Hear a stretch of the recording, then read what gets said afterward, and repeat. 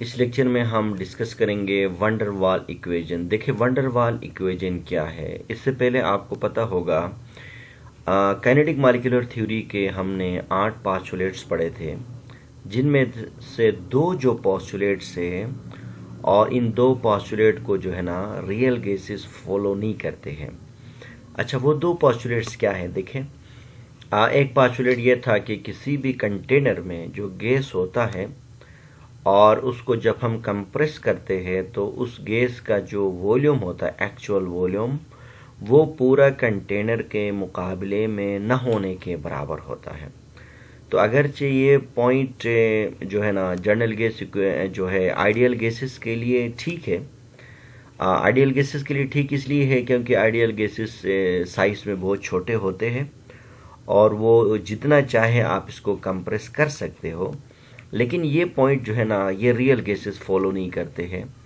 तो इसलिए वंडर वाल ने कहा कि इसके लिए वॉल्यूम होना चाहिए, और क्या वॉल्यूम होगा तो उसने हमें कैलकुलेट करके दिया।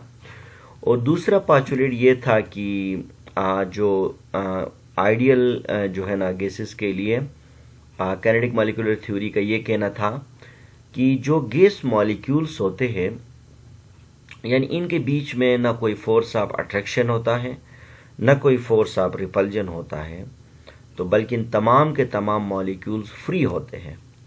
तो फिर वंडर वाल ने कहा नहीं, ऐसा नहीं है कि रियल गैसों के अंदर जो है ना कि ठीक है कुछ मॉलिक्यूल फ्री हो सकते हैं, लेकिन वो मॉलिक्यूल जो सराउंडिंग में होते हैं वो फ्री नहीं होते हैं।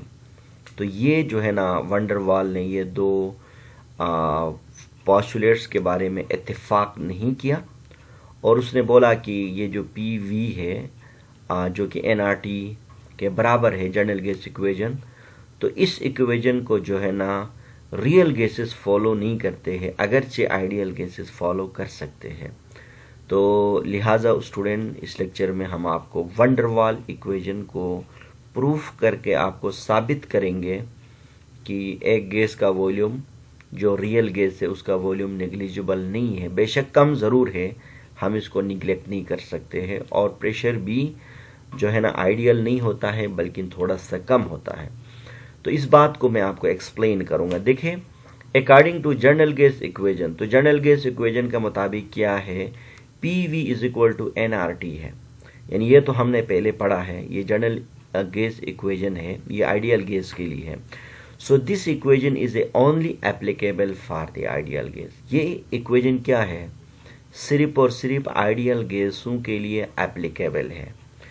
लेकिन अकॉर्डिंग टू वंडर वाल, अच्छा वंडर वाल के मुताबिक क्या है, real gases do not follow this equation, यानी जो रियल गैसेस होते हैं ना ये इस इक्वेशन को फॉलो नहीं करते हैं। जो रियल गैसेस होते हैं PV is equal to nRT को फॉलो नहीं करते हैं, बल्कि वो किसको फॉलो करते हैं, वो वंडर वाल इक्वेशन को फॉलो करते हैं। और वो इक्वेशन कैसे बनती है मैं अभी आपको ये सिखाऊंगा। देखें, तो इसी तरह से वंडर वाल ने बोला कि जो रियल गैसेस होते हैं ना ये PV is equal to nRT को फॉलो नहीं करते हैं, तो लिहाजा उसने एक अपना इक्वेशन बनाया। कैसा बनाया, he made a correction in a volume, उसने वॉल्यूम में करेक्शन किया और प्रेशर ऑफ रियल गैसेस, और डिराइव किया इन इक्वेशन, और इस इक्वेशन का नाम क्या है, वंडर वाल इक्वेशन। तो स्टूडेंट ये बात आप जहन में रखें कि जो आइडियल गैसेस होते हैं ये जनरल गैस इक्वेशन को फॉलो करते हैं, और जो रियल गैसेस होते हैं वो क्या करते हैं, वो वंडर वाल इक्वेशन को फॉलो करते हैं। तो उसने किस तरह करेक्ट किया, तो पहला हेडिंग मैंने लगाया करेक्शन, यानी वॉल्यूम करेक्शन। तो वॉल्यूम करेक्शन के अंदर वंडर वाल कहता है, आप इस डायग्राम में देखें कि लेट्स सपोज हमारे पास एक कंटेनर है, और इस कंटेनर के अंदर देखिए यहाँ पर गैस है, आपको पता होगा गैस एक खास डिस्टेंस में रहते हैं मॉलिक्यूल्स। तो हमें ये बात पता है कि जो कंटेनर होता है, जो वॉल्यूम कंटेनर का होता है वही वॉल्यूम गैस का होता है। तो लिहाजा ये कंटेनर है, इसके अंदर गैस का वॉल्यूम या कंटेनर का वॉल्यूम को हमने V कंटेनर कहा, यानी V यानी वॉल्यूम ऑफ अ गैस या वॉल्यूम ऑफ अ कंटेनर। ये एक चीज़ याद रखना एक नॉर्मल कंडीशन में, ठीक है ना। तो हमने एक कंटेनर को कंसिडर किया और इस कंटेनर के अंदर रियल गैस रखा और नॉर्मल कंडीशन रखा, तो जो गैस का वॉल्यूम होगा वही कंटेनर का वॉल्यूम होगा और जो कंटेनर का वॉल्यूम होगा वही जो होगा ना गैस का वॉल्यूम होगा। इस डायग्राम पे आप गौर करें। देखिए अब हम क्या करते हैं, इसमें प्रेशर को बढ़ाते हैं। अब हम एक मूवेबल पिस्टन लगाए इसमें। अब प्रेशर को जब हमने ऊपर से प्रेस किया ना, तो ये देखिए यहाँ से at the high pressure and low temperature में जब हमने प्रेशर को बढ़ाया तो देखिए ये वॉल्यूम क्या हुआ, प्रेस होते होते यहाँ तक ये प्रेस हुआ। अब इससे नीचे प्रेस नहीं हुआ। अच्छा क्यों नहीं हुआ? क्योंकि मॉलिक्यूल ने रेजिस्ट किया, क्योंकि वो कुछ वॉल्यूम रखते हैं और इंडिविजुअल जो मॉलिक्यूल है ना वो मज़ीद कंप्रेस होना नहीं चाहता है। तो लिहाजा ये देखिए ये जो वॉल्यूम है ना, ये शुरू वाला, इसको वी कंटेनर कहा। अब after the high pressure and low temperature में क्या किया, जब हमने प्रेस किया तो इतना वॉल्यूम, अब हमारे पास यहाँ पर दो वॉल्यूम बन गए। एक वॉल्यूम हो गया वी फ्री, जो कि कंप्रेस होने के बाद जो खाली वॉल्यूम है जिसको फ्री वॉल्यूम कहते हैं, ये ब्लू लाइन है, ये वी फ्री हो गया। और ये जो इनकम्प्रेसेबल वॉल्यूम है इसको हमने बी कहा।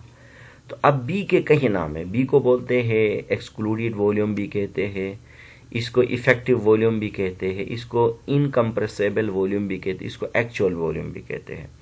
तो लिहाजा हमारे पास वॉल्यूम 3 हो गई, यानी शुरू में पूरा कंटेनर और गैस का वॉल्यूम वी कंटेनर था।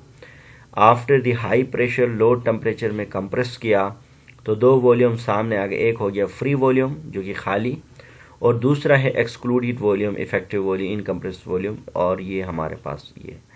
अब हम यहाँ से ये आपको ये इक्वेशन अभी समझा रहे हैं। देखें अगर मैं यहाँ से कंटेनर का वॉल्यूम पूरा, अगर मैं यहाँ ना पूरा कंटेनर का वॉल्यूम निकालूँ ना एट हाई प्रेशर में, ये देखो आप सेकेंड कंटेनर में देखें, अगर मैं हाई प्रेशर में पूरा कंटेनर का वॉल्यूम निकालूंगा तो वी कंटेनर बराबर होगा किसका, वी फ्री प्लस किसका बराबर होगा, बी का ना, ये हो गया। तो इसका मतलब पूरा कंटेनर का वॉल्यूम किसके बराबर होता है, वी फ्री, जो जितना ख़त्म होना है वॉल्यूम फ्री होना है वो, और जो रेजिस्ट करेगा, जो कुछ एग्जिस्ट करेगा वो।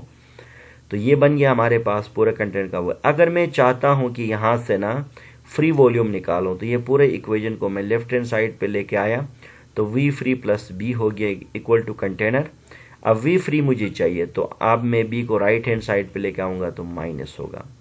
तो इसी तरह से वी फ्री क्या होगा, वॉल्यूम ऑफ कंटेनर को माइनस करेंगे जो एक्चुअल वॉल्यूम से। अगर फॉर 1 मोल ऑफ गैस के लिए करूँगा तो हमारे पास वी फ्री होगा वॉल्यूम ऑफ कंटेनर माइनस क्या होगा, एन बी होगा। सो this is the volume correction for the van der Waals equation for the real gases. अच्छा इसके बाद जो दूसरा करेक्शन है वो है प्रेशर करेक्शन। देखें वंडरवाल का ये कहना है कि रियल गैसेस जो होते हैं ना वो कंटेनर में जब होते हैं तो उसमें से कुछ जो गैसेस होते हैं वो आइडियल बिहेवियर शो करते हैं, और लेकिन कुछ गैस जो मॉलिक्यूल्स होते हैं ना वो आइडियल बिहेवियर शो नहीं करते हैं। अच्छा आइडियल बिहेवियर शो करने का मतलब क्या है, मिसाल एक कंटेनर, अब आप देखें ये एक कंटेनर है, प्रेशर करेक्शन हम आपको कैसे समझाते हैं। देखिए ये एक हमारे पास कंटेनर है और इस कंटेनर के अंदर मैंने एक गैस रखा, कौन सा गैस रखा, रियल गैस रखा। देखिए अब इस रियल गैस के अंदर दो टाइप के मॉलिक्यूल्स हैं। पहले जो मॉलिक्यूल है जो सेंटर में है मैंने इसको ए का नाम दिया, ए का नाम क्यों दिया मैं बताऊंगा। इसके बाद दूसरे जो सराउंडेड है इनको मैंने कहा बी का नाम दिया। अच्छा इसको मैंने ए का नाम इसलिए दिया क्योंकि ये आइडियल लगता है। आइडियल कैसे लगता है, देखिए यहाँ पर देखिए बी इधर राइट साइड पर और लेफ्ट साइड पर up and down, back and front, यानी इसको हर तरफ से इसको क्या किया जाता है, अपनी तरफ अट्रैक्ट किया जाता है। और जिसकी वजह से जो ए टाइप के जो सेंटर पे मॉलिक्यूल्स होते हैं ना ये आइडियल भी है, यानी ये फ्री होते हैं। क्या होते हैं, ये फ्री होते हैं, ये आइडियल बिहेवियर शो करते हैं। जब ये फ्री होंगे तो जाहिर सी बात है इनके अंदर जो ए टाइप के मॉलिक्यूल है ना इनमें इंटरमॉलिक्यूलर फोर्सेस जीरो है। और आपको पता है कि हर तरफ से अट्रैक्शन होने की वजह से, इंटरमॉलिक्यूलर फोर्सेस जीरो होने की वजह से ये बिल्कुल फ्री होता है। जब फ्री होता है ना तो ये क्या होता है, इसमें इंटरमॉलिक्यूलर फोर्सेस नहीं होते हैं, तो ऐसे में ये क्या करता है, आज़ादाना तौर पर दूसरे मॉलिक्यूल के साथ टकराता है। आपको पता होगा मॉलिक्यूल की टक्कर से जो प्रेशर पैदा, जो फोर्स लगती है ना, उससे जो प्रेशर पैदा होता है उसको हम प्रेशर कहते हैं। मॉलिक्यूल की यूनिट एरिया में जो फोर्स लगती है ना, that is known as the pressure. अब ये जो है ना ए है, ये हर तरफ से अपनी तरफ अट्रैक्ट होने की वजह से इसका इस वक्त क्या है, ये फोर्स ऑफ अट्रैक्शन इसमें ज़ीरो है। ये आज़ादाना तौर पर क्या करता है, कोलिजन करता है। तो इससे जो फोर्स में पैदा होने वाला प्रेशर क्या है, आइडियल है। जैसे मैंने लिखा ए बिहेव आइडियली, क्यों, do not have intermolecular forces, इसमें इंटरमॉलिक्यूलर फोर्सेस नहीं है। क्यों नहीं है, क्योंकि upward, backward, up downward, right left और फ्रंट एंड बैक, तो इक्वली अट्रैक्शन की वजह से देखें ये फ्री हो गया है। और इसी तरह से देखें अब इसकी टक्कर से जो प्रेशर पैदा हो रहा है ना, इसको आइडियल प्रेशर कहा मैंने। तो लेट सपोज मैंने आपको समझाने के लिए कहा कि ये 20 ATM प्रेशर पैदा करता है। अब देखिए जो दूसरे टाइप है, जो बी है, देखिए बी के अंदर क्या है, ठीक है, ए अपनी तरफ खींचता है, ये इसको अपवर्ड खींचता है और ये डाउनवर्ड खींचता है, लेकिन इस तरफ देखे खींचने के लिए कुछ भी नहीं है, कंटेनर है। तो लिहाजा ये मॉलिक्यूल फ्री नहीं है, बी फ्री नहीं है, क्योंकि इसके 6 अतराफ में मॉलिक्यूल इक्वली हर जो है ना अपनी तरफ अट्रैक्ट नहीं करते। एक कंटेनर की वजह से ये बिल्कुल देखिए इसमें फोर्स इम्बैलेंस हो, तो ये फ्री नहीं है। जब ये इक्वली फोर्स नहीं लगता है ना, तो ये फ्री नहीं है, जिसकी वजह से इसके अंदर देखें इंटरमॉलिक्यूलर फोर्सेस पैदा है। अब इस इंटरमॉलिक्यूलर फोर्सेस की वजह से ये इतना आज़ाद नहीं है। अब ये जब दूसरे मॉलिक्यूल के साथ टक्कर मारेगा तो उससे जो प्रेशर पैदा होगा वो आइडियल नहीं होगा, क्योंकि इसके अंदर इंटरमॉलिक्यूलर फोर्सेस है, वो उसको छोड़ नहीं रहे थे, ज़बरदस्ती जाकर टक्कर मारता है। तो इसका मतलब ये कि जो प्रेशर बनेगा ये रियल, यानी इसको हम बोलेंगे लेसन प्रेशर, यानी नॉन आइडियल प्रेशर कहेंगे। जैसे कि देखें बी बिहेव नॉन आइडियली, क्यों, have intermolecular forces, intermolecular forces क्यों है, क्योंकि कंटेनर देखिए इसको अट्रैक्ट नहीं कर पा रहा है। तो लेट सपोज ये इंटरमॉलिक्यूलर फोर्सेस की वजह से ये एक की तरह टक्कर नहीं मारता है, बल्कि थोड़ा सा कम मारता है, तो जिसकी वजह से इसका प्रेशर कम पैदा होता है। कितना बनता है, 17 ATM लेट सपोज, मैंने आपको समझाने के लिए, और इसको लेसन प्रेशर कहेंगे। तो इसका मतलब आपको समझ आ गया कि रियल गैसों में 2 तरह के मॉलिक्यूल एग्जिस्ट करते हैं, जो सेंटर में होंगे वो आइडियल बिल्कुल फ्री, और जो सराउंडिंग में होंगे वो नॉन आइडियल, जिनको लेसन प्रेशर कहेंगे। अब हम इसको मैं इक्वेशन में लिखूं तो ऑब्जर्व प्रेशर क्या होगा, मतलब अगर यहाँ 2 टाइप का अगर प्रेशर है तो डिफरेंस ऑफ प्रेशर क्या होगा। तो हम सिंपली आइडियल वाले माइनस करेंगे लेसन के साथ।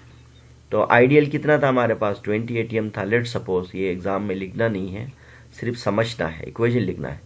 और जो लेसन वाले सराउंडेड है, जो बी है, ये पैदा किया 17 ATM। तो इनको हमने माइनस किया, तो ये जो 3 ATM है ना, ये बेसिकली क्या है, ऑब्जर्व प्रेशर है। तो इसी तरह से ऑब्जर्व प्रेशर बराबर होगा किसका, प्रेशर ऑफ आइडियल माइनस क्या है, लेसन का। और इसी तरह से देखें अगर मैं चाहूं तो यहां से आइडियल का प्रेशर निकालो, तो अब आइडियल को मैं लेफ्ट हैंड साइड पे लेकर आऊं, तो ऑब्जर्व के ऊपर प्लस होगा लेसन वाला, तो इसको प्लस करेंगे तो तभी क्या होगा, देखें 3 प्लस यहाँ पर, तो फिर ये 20 बन जाएगा ना।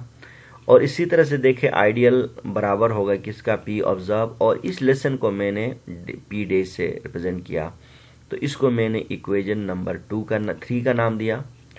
और इसी तरह से अब हम क्या करते हैं, यहाँ से देखिए एक चीज़ याद रखना कि ये जो बी टाइप के मॉलिक्यूल है ना, ये डिपेंड करेंगे कंसंट्रेशन ऑफ गैस पर डिपेंड करेंगे।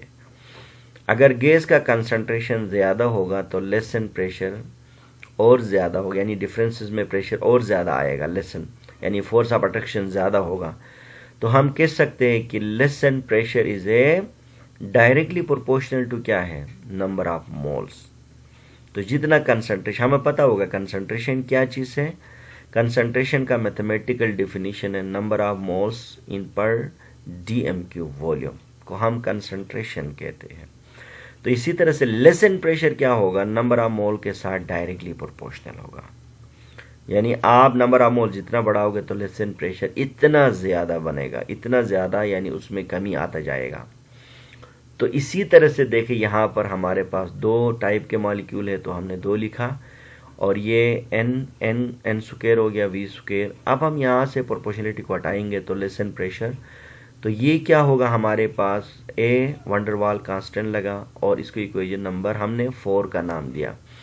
अब हम इक्वेशन नंबर 4 और 3 को देखिए, पुट इक्वेशन 4 ये है ना, इसको इक्वेशन नंबर 3 में मैंने पुट किया, तो मेरे पास पी आइडियल क्या बना, पी आइडियल मेरे पास बना पी ऑब्जर्व प्लस ये हमारे पास van der Waals constant N square divide by V, ये इक्वेशन नंबर 5 बना। अब इस इक्वेशन नंबर 5 जो है ना हमारे पास, देखिए ये इक्वेशन नंबर 2 है ना, ये इक्वेशन नंबर 5 है, इसको हमने देखो अभी हमें जनरल गैस इक्वेशन में पुट करेंगे।